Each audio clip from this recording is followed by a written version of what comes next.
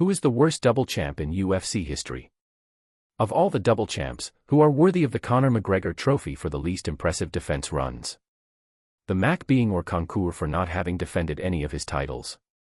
Because you didn't clarify, I'm going to assume we're talking about all two division champions, and not just champs, since there are 11 double champs, and only 5 champs. And the harsh reality is, basically, none of them are good. Seriously, look at the double champ history of the UFC, every one of them has big, glaring caveats attached. Randy Couture and BJ Penn did it when the sport was still developing. Georges St-Pierre, John Jones, and Henry Cejudo were blatant opportunists who moved up to win a belt they thought they could take, and then bailed after making no defenses or completely garbage defenses. Daniel Cormier has a big, huge asterisk on his light heavyweight title, and Alex Pereira's middleweight belt isn't much better. And Amanda Nunes's 2 titles were functionally just one belt, because women's featherweight is a real division in name only.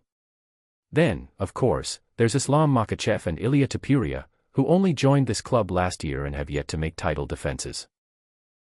Frankly, Ilia seems poised to join Jones, GSP, and Cejudo in the "I don't care about this really, I'm just grabbing a belt" club, because he bailed on featherweight prematurely, and is already trying to do the same to lightweight. And Makhachev is openly campaigning for something similar as he tries to fight Kamaru freaking Usman. The reason I put so much stock in title defenses, and substantially less stock in double champ status, is that the history of the sport tells us one is far more impressive than the other. Anyway, if I have to pick the least impressive of all of these, excluding Topuria and Makhachev, who we will at least give the benefit of the doubt to about the future, it has to be Georges St-Pierre. The man was essentially retired, saw Michael Bisping randomly win the belt, and realized the opportunity that he had before him. He came back for one fight, lied the whole time that he was staying, beat Bisping, and immediately bailed. One of the most shambolic title fights in MMA history.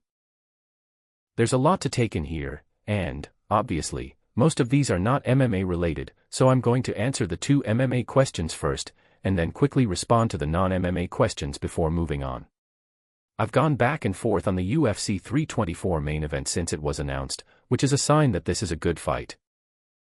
On the one hand, Gaethje is definitely past his prime, and even at his best, he was never a good defensive grappler, whereas Pimblett is at the peak of his powers and is a very good offensive grappler. On the other hand, Pimblett has basically never beaten anybody who was good, at the time he beat them, and he leaves his head way up there in the air to get checked, and Gaethje is probably the hardest hitter at 155 pounds.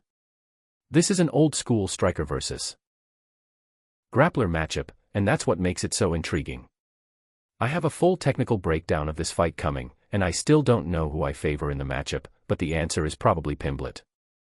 He's proven to be a better fighter than most people thought he'd become, and he's peaking, while Gaethje is nearly out the door. That's a bad setup for Gaethje.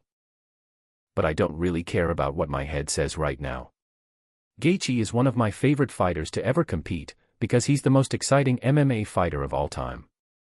And when he says he is going to retire if he loses, well, I kind of believe him. And I'm not ready for that to happen. Yes, at some point we will have to come to terms with Gaethje leaving his violence crown behind, but I'm not there yet, so I'm picking Gaethje to win. Let's keep this train rolling for a few more stops at least. As for the alternate ending, this is in reference to a genie letting me undo one MMA outcome, which would be Conor McGregor's 13-second KO of Jose Aldo 100%. In a heartbeat.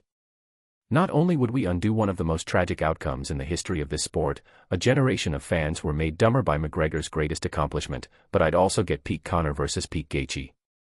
Sign me the EFF up. McGregor versus Gaethje is a fight I wanted for years, and now, it's past its expiration date. But the two of them going at each other in their primes. Pure cinema. With consistent issues regarding reffing in the UFC, I'd be interested in your opinion on referee involvement. Eastern orgs and sports the ref is far less lenient, gets way more involved but also pushes the fighters to go for it. Do you think UFC could benefit from that? Couple of examples from other orgs over time. Green/red/yellow cards for infractions, being points/monetary repercussions to DQ. Refs calling to the judges to let them know when a submission is locked in rather than just a threat, so they can score more accurately. Refs penalizing fighters for inactivity and timidity.